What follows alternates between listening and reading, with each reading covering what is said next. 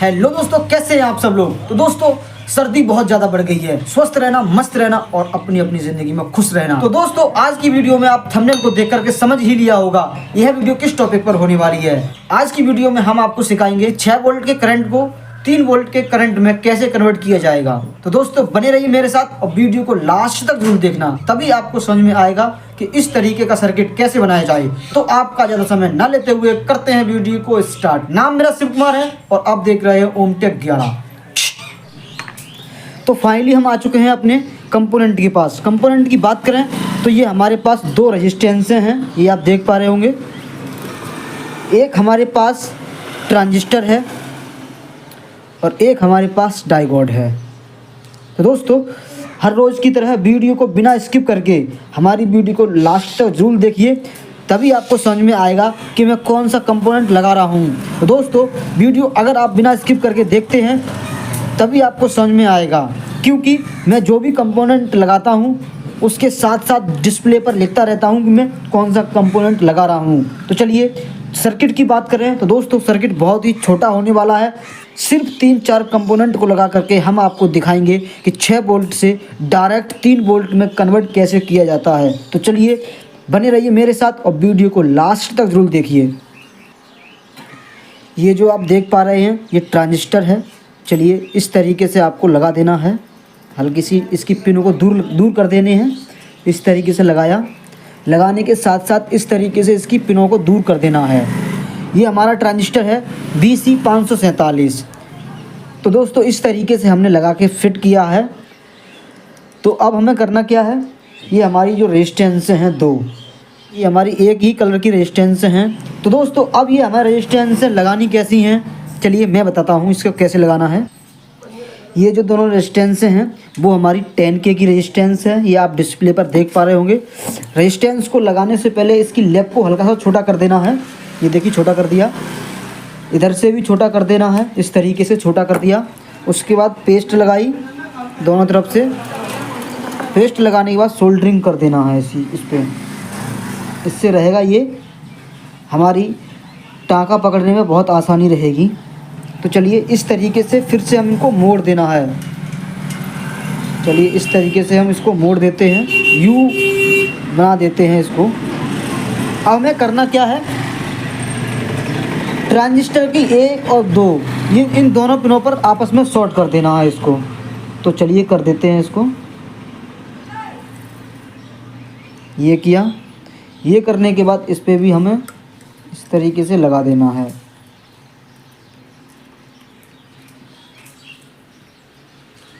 ये लग गया।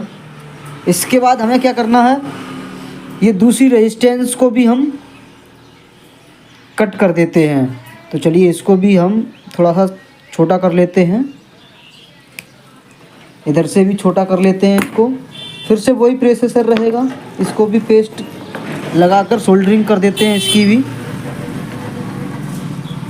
क्योंकि इसमें टाँका लगाने में आसानी रहेगी। ठीक है। अब ये सोल्डरिंग होने के बाद अब हमें करना क्या रहेगा, ये बीच वाली ट्रांजिस्टर की पिन है वो हम इस तरफ रेजिस्टेंस को लगा देना है। इस तरीके से हमने रेजिस्टेंस को लगा दिया। अब सीधा कर देना है। तो अब हमारा सर्किट आधा से ज़्यादा बन के कंप्लीट हो चुका है। अब क्या करना है, अब करना क्या रहेगा, इसको हम बाहर निकाल देते हैं ट्रांजिस्टर को, और इसको हम निकाल कर साइड में कर दिया। साइड में कर देने के बाद ये जो आप डायोड देख पा रहे हैं, ये डायोड आप देख पा रहे होंगे डिस्प्ले पर कितने नंबर का है। ये IN 5408 देख पा रहे होंगे। सामने सिल्वर कलर की पट्टी लगी हुई है, नीचे ब्लैक कलर की पट्टी लगी हुई है। ये जो आप ब्लैक कलर की पट्टी देख पा रहे होंगे ये हमारा एनोड है, और जिधर हमारा सिल्वर कलर की पट्टी है वो हमारा कैथोड है। इसको सिल्वर कलर की पट्टी की तरफ इसको लगा देना है और हम निकालते हैं इसमें से एक वायर। इस तरीके से हमें एक वायर निकालना है रेड कलर का। इस तरीके से हमने बाहर निकाल दिया और दूसरा इसको हम बाहर निकाल देते हैं। और ये हमारे पास है एक ट्रांसफार्मर, ये आप देख पा रहे होंगे। ट्रांसफार्मर हमारा रहेगा, इनपुट रहेंगे 230 वोल्टेज AC 50HZ, ठीक है। वाइट ब्लैक, ये आप देख पा रहे होंगे, वाइट ब्लैक ये हमारे AC के तार हैं, ठीक है। अब इसके आउटपुट रहने वाले हैं 12 वोल्टेज 1.6 एम्पियर। ब्लू, ये देखिए ब्लू, ये हमारे 12 वोल्टेज के कनेक्शन हैं। तो चलिए, ये कैथोड वाला हिस्सा अंदर रहेगा, सिल्वर कलर की पट्टी अंदर रहेगी और इस पे हम टाँका लगा देते हैं। ब्लू कलर की कोई भी एक प्रॉपर हमें डायोड के एनोड वाले हिस्से पे इसको सोल्ड कर देना है। इस तरीके से हमने सोल्ड कर दिया। सोल्ड करने के बाद अब हमें इसके करंट को चेक करना है, ये हमारा कितने करंट निकाल रहा है। तो चलिए, इस तरीके से हमने इसमें सेट प्लग लगा रखा है।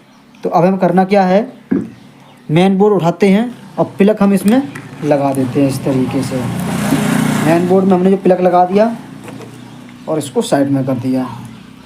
इसको हम चेक करते हैं। चेक करने के लिए हमारे पास एक मल्टीमीटर है और मल्टीमीटर हमें DC वोल्ट पर सेट करना होगा। ये हमारा 20 वोल्टेज से कम का है, तो हम 20 वोल्ट पे सेट करते हैं और हम साइड में इस तरीके से रख देते हैं, ठीक है। आप समझ पा रहे होंगे, इस तरीके से हमने रख दिया है। और ये हमारी मीटर की प्रॉप हैं। जो भी हमारा ब्लैक कलर रहेगा, ये देखिए ट्रांसफार्मर के बिना डायोड के पिन पे लगा देना है और रेड कलर जो रहेगा हमारा, वो हमें डायोड के एनोड कैथोड वाले हिस्से पे लगा देना है। ये देखिए, आप देख पा रहे होंगे 7.5 वोल्टेज के समथिंग निकाल रहा है। ये क्यों निकाल रहा है, इस पे आप बोलोगे इस पे 12 वोल्टेज लिखा हुआ है, लेकिन ये 7.5 8 वोल्टेज क्यों दे रहा है। ये इसलिए दे रहा है क्योंकि ये 1.5 एम्पियर में है। अगर यहाँ पर इसका आउटपुट ट्रांसफार्मर का 12 होता तो पूरे यहाँ पर वोल्टेज निकालता 12 वोल्टेज। तो चलिए, आप समझ पाए होंगे। इसको हम करते हैं साइड में करने के बाद फिर से हम इसके कनेक्शन को निकाल लेते हैं। अब हमें करना क्या रहेगा, फिर से हम ये ट्रांजिस्टर को जो भी हमने सर्किट बनाया था वो हम इसमें फिर से फांस देते हैं। अब ये हमारा ट्रांसफार्मर का प्लस का जो बना है वो हम ट्रांजिस्टर के पहले वाले पिन पे लगा देना है। तो चलिए, पहली वाली पिन पे लगा देते हैं प्लस वाला हिस्सा। इस तरीके से लगा दिया। अब हमें करना क्या रहेगा, ये जो हमारा माइनस का हिस्सा रहेगा, ट्रांसफार्मर का जो माइनस वाला हिस्सा है, थोड़ा सा टाँका नहीं लगा, इसके कारण बस हमें एक जम्फर देना होगा, वायर लगा लेना होगा, क्योंकि इसका ट्रांसफार्मर का तार बहुत हार्ड था और ये हमने जम्फर एक लगा दिया है, इसका तार मुलायम हो चुका है। तो चलिए, इस तरीके से हम इस पर तार लगा देते हैं। ये सब लगाने के बाद अब हमें इसके करंट को चेक कर लेना है। तो अब आप देख पा रहे होंगे, इस तरीके से हमारा सर्किट बनके तैयार हुआ है। अब हमें करना है इसकी चेकिंग करने के लिए फिर से हम एक मल्टीमीटर का यूज़ करेंगे। तो ये देखिए, अब मल्टीमीटर से यूज़ करने से पहले ये आप देख पा रहे होंगे ट्रांसफार्मर का AC का जो करंट है उसको भी हम डायरेक्ट AC में लगा देते हैं। ये देख पा रहे होंगे, इसको चटकनी को ऑफ़ किया और हमने ये प्लग लगा दिया। उसके बाद हमें स्विच को फिर से ऑन कर देना है। ऑन किया, ऑन करने के बाद जो भी हमने प्रॉप को प्लस की कंडीशन में बनाया है वो हम इस पे लगा देते हैं। यहाँ पर आप देख पा रहे होंगे लगभग 6.19 के समथिंग वोल्टेज दे रहा है। अब आप बोलोगे यहाँ पर ट्रांसफार्मर पहले 12 वोल्टेज लिखा था, फिर उसके बाद 8 वोल्टेज देने लगा, अब यहाँ पर 6 वोल्टेज दे रहा है। वो इसलिए हुआ है क्योंकि यहाँ पर हमने 2 रेजिस्टेंस का यूज़ किया है, क्योंकि यहाँ पर कंटिन्यूटी बनी हुई है, इसके कारण बस यहाँ पर 6 वोल्टेज दे रहा है। तो चलिए, एक बार फिर से हम चेक कर लेते हैं। अब हमने इस रेजिस्टेंस पे लगाया तो हमें 6 वोल्टेज मिले हैं। अब हमें 3 वोल्टेज की तलाश है, तो हम ट्रांजिस्टर के बीच वाले हिस्से पर लगा देते हैं। ये देखिए, हमारे 3 वोल्टेज मिल गए। तो दोस्तों, इस तरीके से आप भी बना सकते हो ये वाला सर्किट। तो बहुत आसान है और बहुत सिंपल है। दोस्तों, वीडियो को पूरा देखने के लिए बहुत बहुत धन्यवाद। मिलते हैं अगली किसी नेक्स्ट वीडियो में, तब तक के लिए नमस्कार।